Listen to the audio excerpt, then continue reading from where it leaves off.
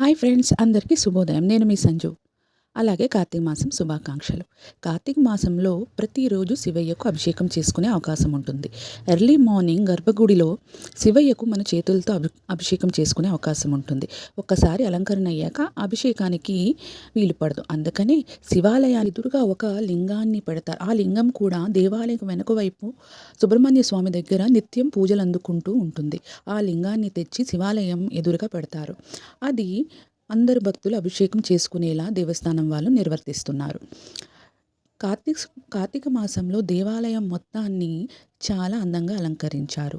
కార్తీక మాసాన్ని పురస్కరించుకొని ఎన్నో పూజలు నిర్వర్తిస్తున్నారు. అలాగే ఏకాదశి నాడున శ్రీ సత్యనారాయణ స్వామివారి వ్రతాన్ని నిర్వర్తిస్తున్నారు ఆలయం సభ్యులు.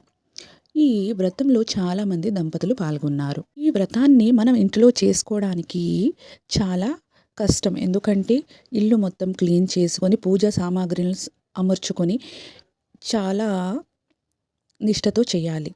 కానీ ఉపవాసం ఉండి టెంపుల్కి వచ్చి మనం ఇలా ఈజీ ప్రాసెస్లో పూజ చేసుకోవచ్చు.